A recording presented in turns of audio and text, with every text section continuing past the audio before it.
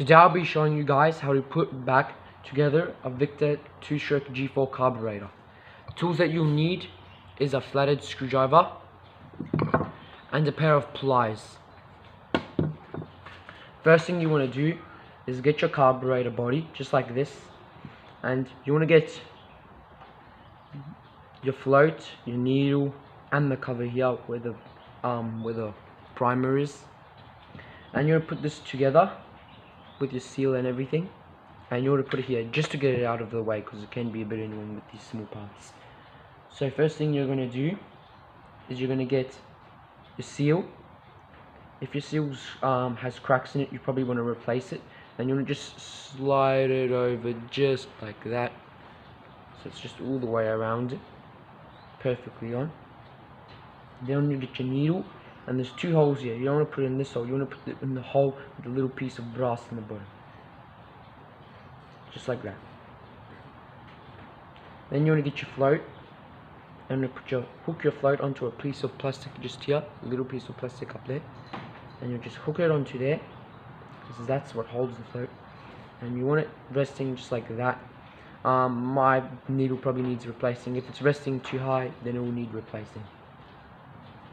Then you get your carburetor's body and you put it on like this, upside down first, and you want it to look, just let me give a few tweaks, just like that. There's actually a line here that says this line horizontal, and you want to keep it like that.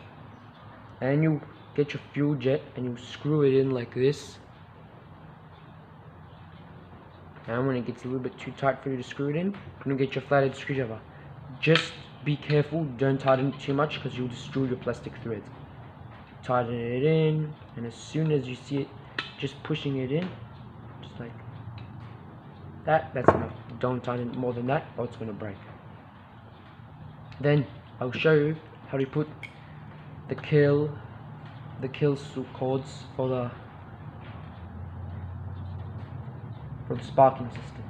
You have a rubber seal, well, rubber cover just like this, and you have two cords like this. One of them will have a piece of rubber here, but all of my pieces of rubber have broken and they always get worn after time, so you can't actually do it without the piece of rubber, but I can still show you guys how they go in. You need the piece of rubber for this, but I'll just show you guys how they go in without the piece of rubber.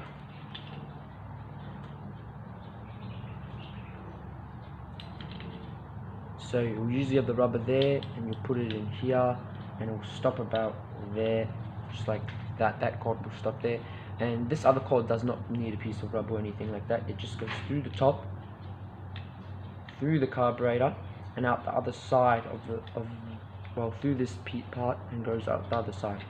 And that's how it would go.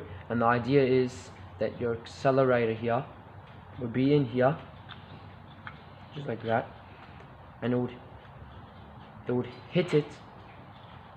It would hit it there, making it touch, pushing it in, making it touch. But they always get worn out, those pieces of rubber. So my advice would be chopping the cords here and here and connecting them to a plug. But now I'll show you guys how to put the rest of the carburetor together. First thing you do is you get your accelerator, like I said before, your accelerator, and you put it in here. You make sure you don't want it going in like that. That will not work. You need it going in perfectly so it slides like this. Then you want to slide it to the back like that, and you want to get your rubber pipe with your throttle cords, and you want to put it in like this. Try to get that throttle cord out as much as possible, but you want to keep it in, not super out like that. And you want to put it in just like this. You put it in like that. You bring it like that, and there, popped right in. Then you want to put your rubber over it, and you're going to bring your little clamper here, metal clamper, onto that piece of rubber, onto that part there, so it holds it on to your carburetor. And you'll get your pliers and just do this. It can be a bit tricky, especially some of them will have a very tricky like clamp. Some carburetors will have the easier one, which on my mower right now I have the easier one to do. It's much easier. This is the harder one.